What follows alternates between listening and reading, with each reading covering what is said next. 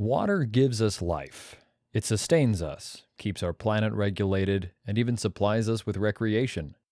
In our previous video, we dove a little bit into the nitty-gritty of how water is a perfect model of how to live our lives. In this video, we will go a little more in-depth as to why this is. We've already talked about water's inherent and natural life-giving abilities. Now let's talk about another important property of water: its flow. The flow of water can have very different appearances and results depending on the circumstance you are dealing with. The flow of water seems fairly benign as it pours out of your kitchen tap or as it ripples upon the surface of a calm lake. But this very same flow can be nothing short of terrifying if you are struggling against the deadly pull of fast-moving rapids, or standing in the path of a great tsunami. But in every circumstance, water is doing the exact same thing. That is, moving in accordance with the forces acting upon it. Water doesn't have an opinion as to what it will do, it just does it. This is a lesson to which humankind tends to be quite adverse, because we want so badly to feel that we are in control of our circumstances and our lives. Think back as far as you can remember feeling this way. Think what experience or experiences in your life may have caused you to feel for the first time that you had to be the one to take care of yourself at all costs. For some people, it is a list of circumstances. Some people developed this attitude from a single alarming or terrifying moment where they felt that their needs would or could not be reliably met. Other people were exposed to chronic neglect as children, perhaps neglect of their physical or emotional needs.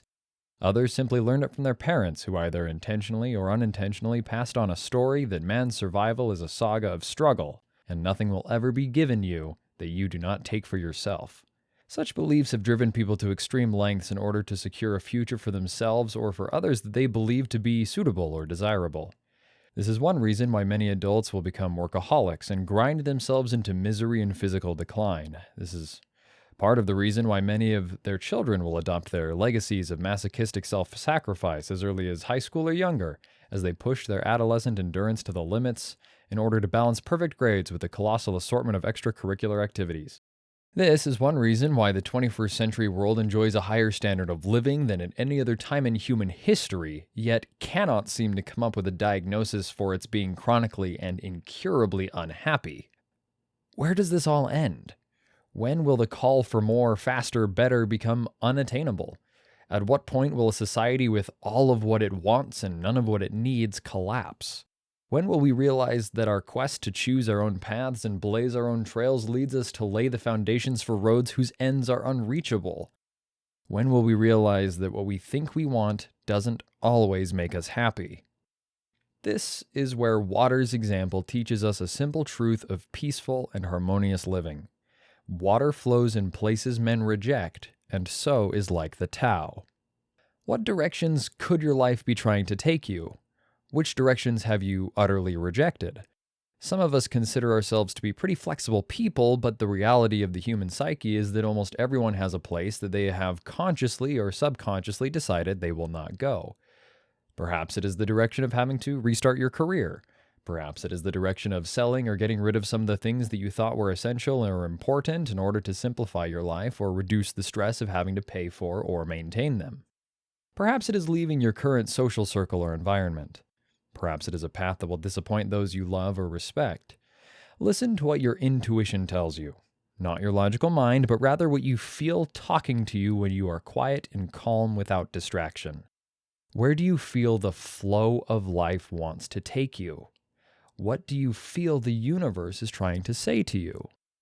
Asking these questions is scary because we worry deep down that life will ask us to go to the very place that we want to go the least. However, another interesting fact about the human mind is that it generally spends much more time and energy being afraid of what it is afraid of, rather than evaluating whether or not there is actually a very good reason to be afraid of it.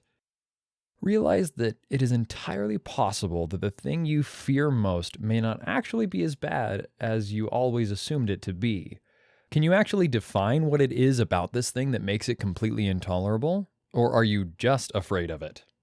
If this thing were to happen to you, could you eventually learn to adapt to a new normal? This doesn't mean necessarily that the thing we want the least is invariably the thing that is best for our lives. The important thing is to be honest and open to the possibility. You'll find that thinking this way actually helps a lot when dealing with anxiety about the particular thing. If you're already open to the possibility of something happening to you, it turns out it's much easier not to be worried about it. Learning to surrender to the push and pull of the universe can seem challenging, but at its core, it really isn't a process of learning at all. It is in many ways nothing more than unlearning how to conduct one's life. It's a process of listening less to social and cultural norms and listening more to your heart and intuition. Odds are you will hear things you don't want to hear from time to time.